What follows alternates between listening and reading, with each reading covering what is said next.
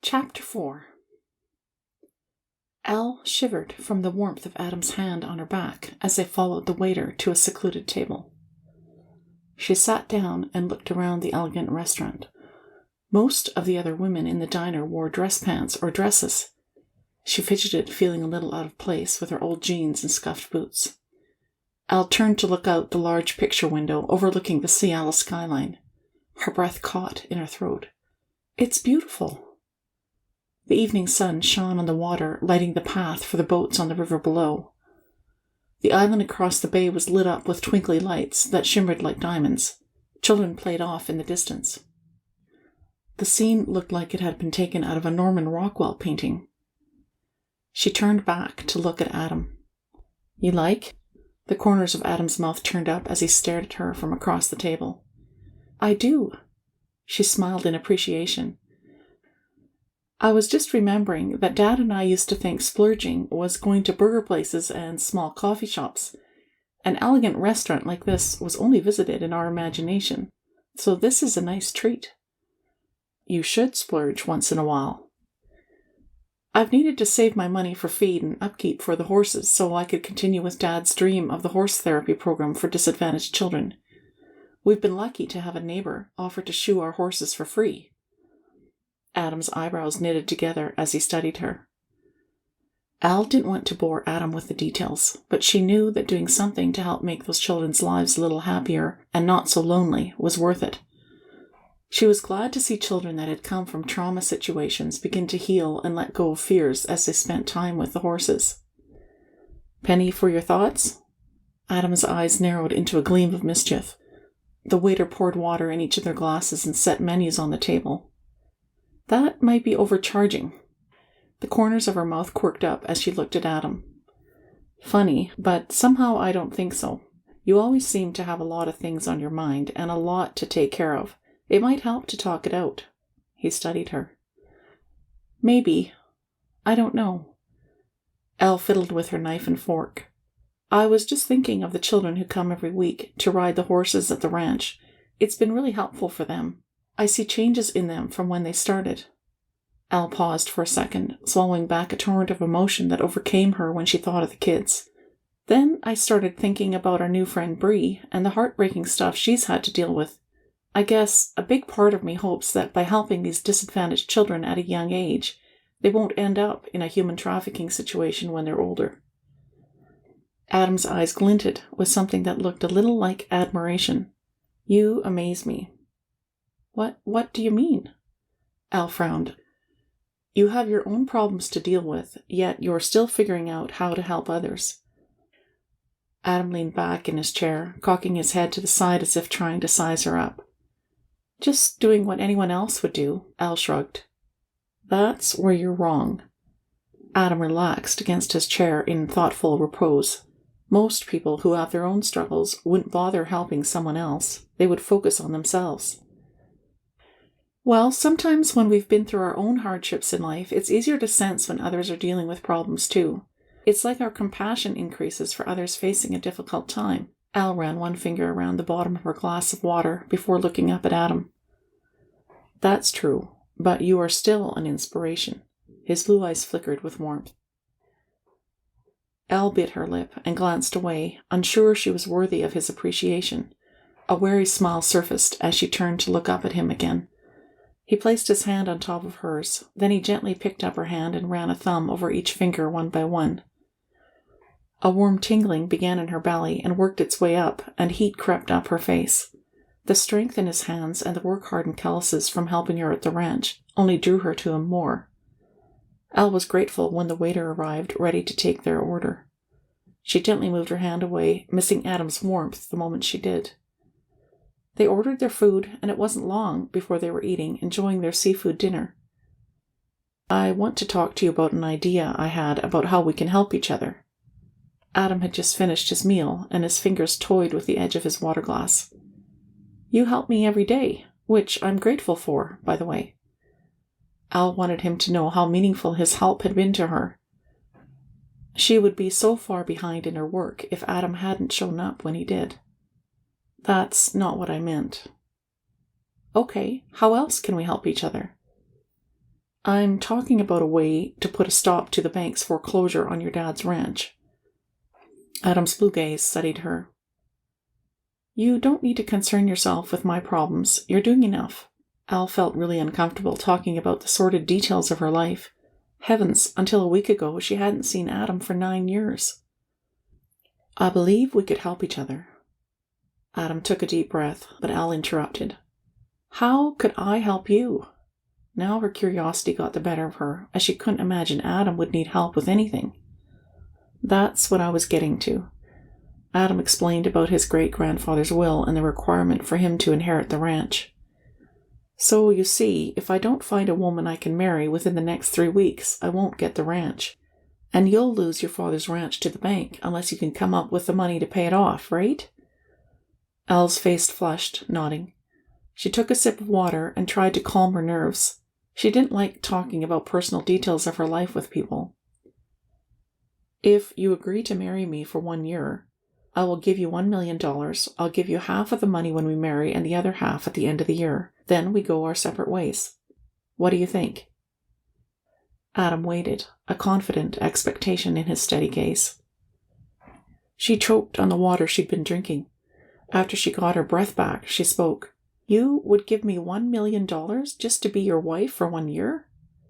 There would be conditions, but yes. The money would certainly help save the ranch, but why would you give me $1 million? Elle sat still, stunned, at Adam's marriage proposal, wondering if he was actually serious about this, and why would he choose her? Well, that amount of money would pay off what's owing on your father's ranch, and you could invest in another property or something to give you security for the rest of your life. True, but why me? Elle persisted.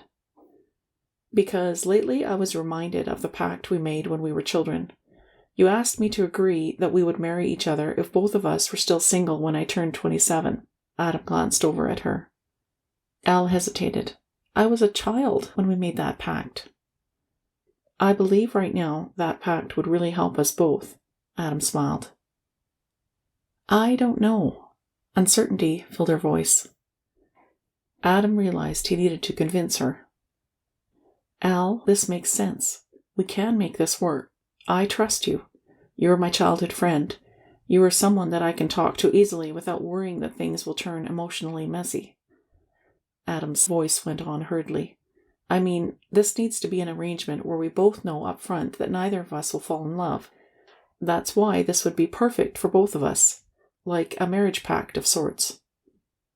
A marriage pact. Elle didn't like the idea of that at all, but she wanted to hear everything he had to say. You said something about conditions?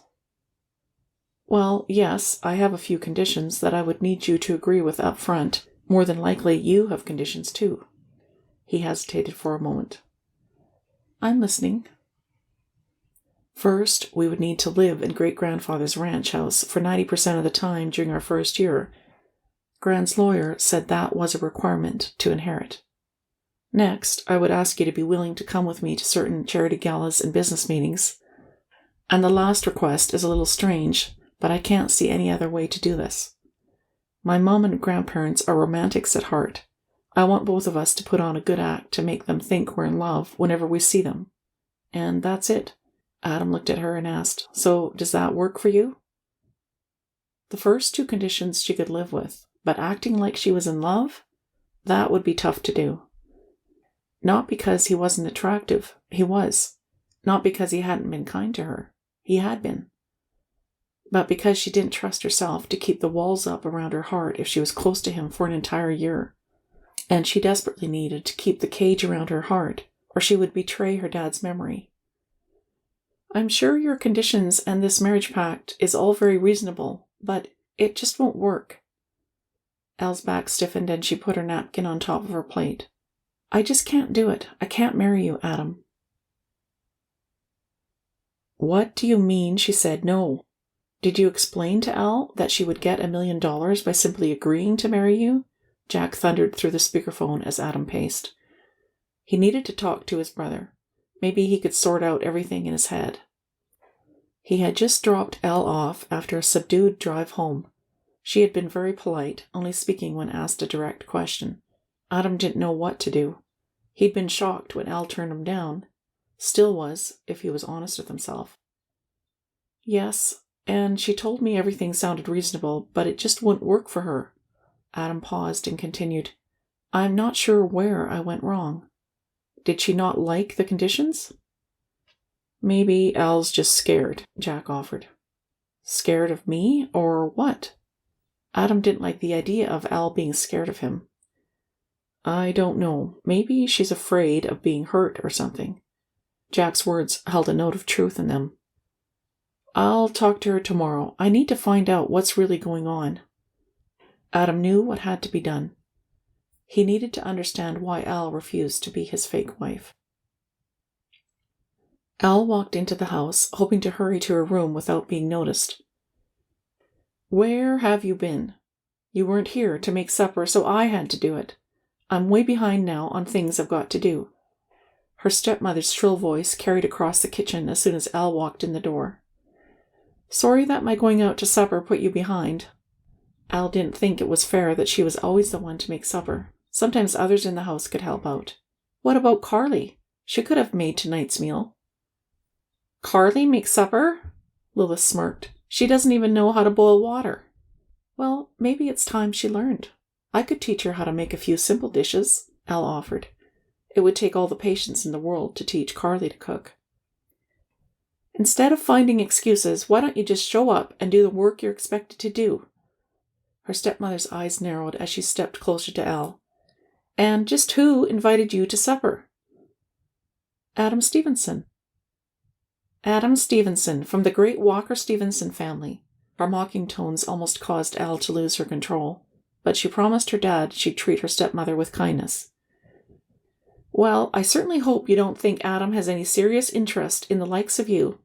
You're just the trashy neighbor girl. You're the kind of girl he'll have some fun with but won't take home to meet his mother. I don't expect anything from him. Well, see that you don't. Lilith's mouth set in a hard line. And one more thing. What? When we move, I don't want you living with us anymore. You're old enough to take care of yourself, and it's time you did. Her stepmother's face contorted into a smug smirk of satisfaction. A sudden chill flooded Elle's face, traveling the length of her body at Lilith's words. The echo of her footsteps as she walked away was like the beating of a time clock, signaling the end of everything in her life that she loved. Elle hurried to her small room just off the kitchen and sat on the edge of her bed, hugging her pillow, as she digested this new problem. She needed to talk to someone. Pulling out her cell phone, she dialed Bella's number. I have to talk to you about what happened today. Elle told her friend about Adam's proposal and her stepmother's decision. I'm sorry, Elle. Lilith is so selfish and mean. I never realized she could be so heartless. Yeah, me either. I should have seen this coming. Elle's voice cracked. It wasn't so much about being without a home as much as she felt like she was being abandoned once again. I don't know what to do now. Listen to me, Elle. Bella spoke reasonably on the other end. I think you should really consider saying yes to Adam's proposal. But Bella, it's not a real marriage. I wouldn't be marrying the man I love like I always hoped. Elle sighed, her heart crushing beneath the weight of dying dreams. You aren't falling for him, are you? No, I'm not. I would betray my dad's memory if I fell for that man. Elle wiped away a stray tear from her cheek, frustrated by the constant mixture of emotions whenever she thought of Adam. Elle, you don't know if that's true. Joanna investigated the accident and told you it wasn't his fault. Bella always tried to be the voice of reason in her life. She did, but I'm still not convinced. Elle stood up and started pacing. From the way he helped Bree, I think he's found his compassion. Maybe he's changed, Elle. It didn't help that her friend pointed out Adam's good qualities. She didn't particularly want to hear about those right now. Maybe, but that doesn't change the fact that my dad is dead, and Adam is very much alive. Elle reminded her in a tone that was harsher than expected. She knew her friend was only trying to help. I know, Elle, and I'm desperately sorry about that. You must miss your dad so much. Bella's gentle tone helped calm her emotions. Listen, this marriage arrangement is not what you've always wanted, but he's offering you enough money to save your father's ranch. That's what you've always wanted. Belle was the voice of reason in the middle of her storm. And by the looks of things, in a few short weeks you won't have a place to live anyway. I hate it when you're right. All right. I'll talk to Adam tomorrow, but I have conditions of my own, Elle said with a new edge in her tone. She was determined to get what she wanted also in this marriage bargain. Okay then, try to get some sleep, and I'll call you tomorrow. Bella made kissing noises like they'd done since first grade before she hung up. Elle put her pajamas on and lay awake for a long time, worrying about what to say to Adam before finally falling asleep. The next morning she was up a little later than usual, and by the time she got to the barn, Adam had already finished most of the morning chores. He was filling the bucket with feed when Elle walked into the barn. She stood by the door for a minute, simply studying him. The muscles in his arms rippled through his thin t-shirt as he hauled down more feed. He was definitely handsome. There was no question about that. As she watched him, more doubts surfaced. She'd looked up his name online and seen the scores of photos of him with models and other beautiful women. She didn't have their beauty or their expensive clothes, so why would Adam choose her for his wife, even if it was just pretend? He said he trusted her, and she wouldn't make things messy by falling in love with him. The problem was, there were certain things about Adam she liked a little too much. Some of those details were the fact that he helped Bree, and that he loved his mom and grandparents enough to want to please them.